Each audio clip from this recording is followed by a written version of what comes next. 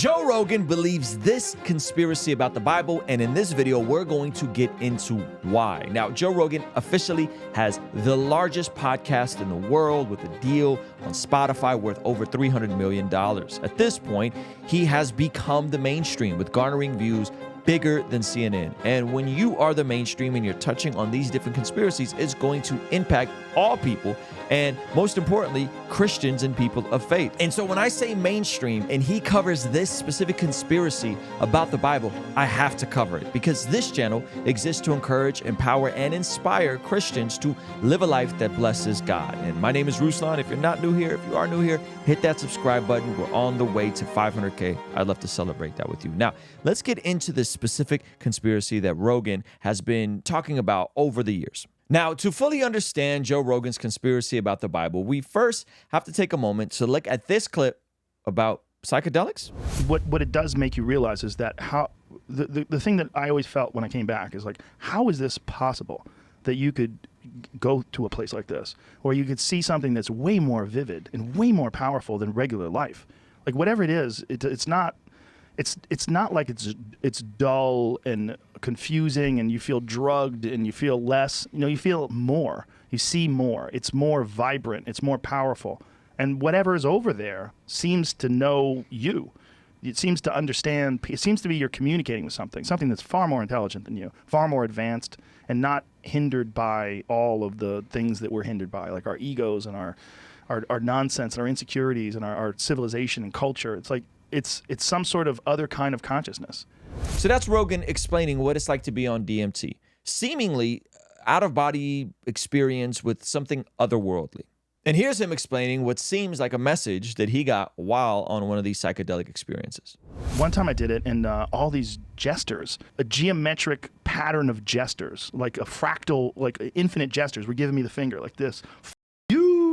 Like mocking me. And the message that I got was that I was taking myself too seriously. Like maybe even like while like my intentions going into the trip, I was taking myself too seriously. Wow. And I remember relaxing, going, oh, okay. And they're like, that's right. Like they're nodding their head.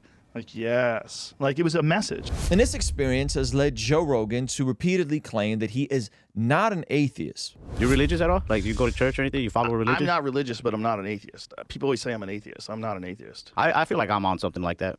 Like, there's something going on out there. I don't know, man. I don't know what to believe. I do want to have a religion. I'm not going to lie. It'd be nice if there was a good one.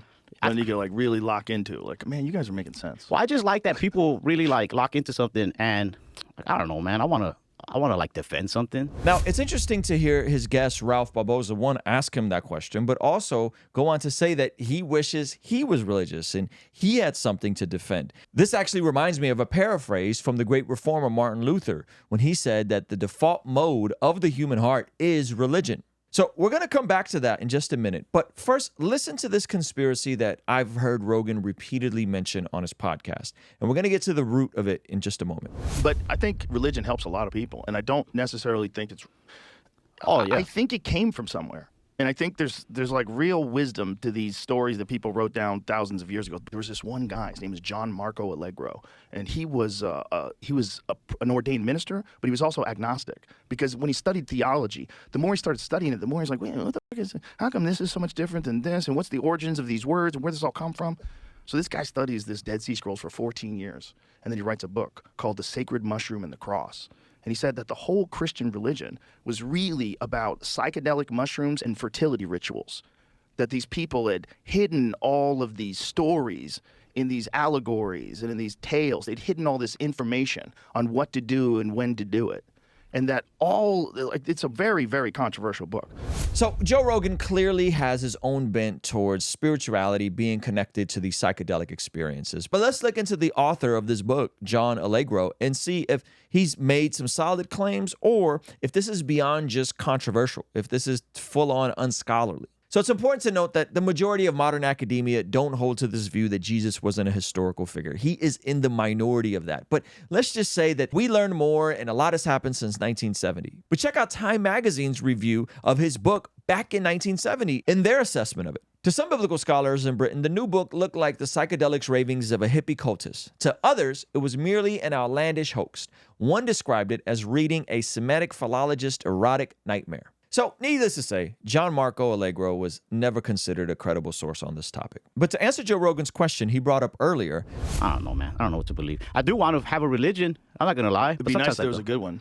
And you could like really lock into it. Like, man, you guys are making sense. Well, I just like that people really like lock into something, and like, I don't know, man. I want to like defend something.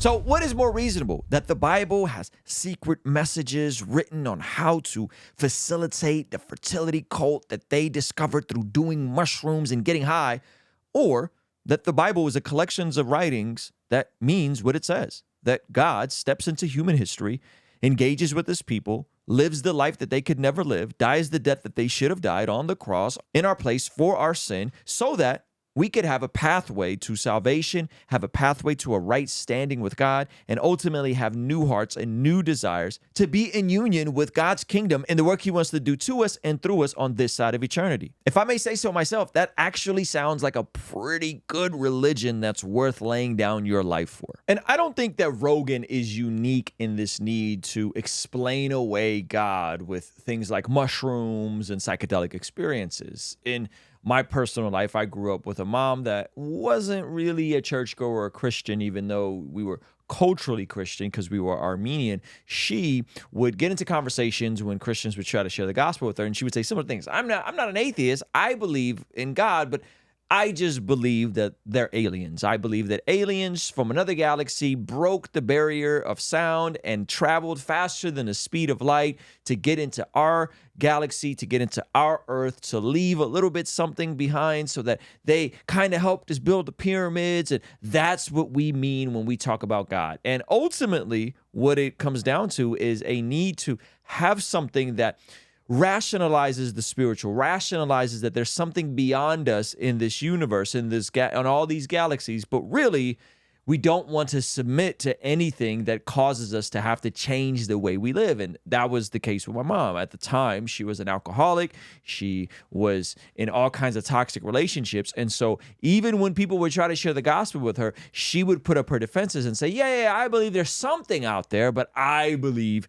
it's aliens. And I ended up adopting some of these same beliefs. And it took me a while to deprogram myself in my own hostility and my own rebellion towards the idea of there being a all-good, all-knowing, all-powerful being that has a standard and has ways that he wants his creation to live, because he's ultimately the ultimate creator. He gets to decide what the rules of life are. And so I think this pattern with Rogan isn't unique to Rogan. I think this is a lot of us who don't want to submit to any type of authority. And ultimately, we want to be the arbiter of truth and what we deem is right and wrong. And the suppression and removal of this faith known as Christianity, which honestly is the building blocks of the foundation in the West, has consistently been suppressed and removed. And if you want to see Elon Musk make a similar case that Christianity is a massive net positive, check out this video over here.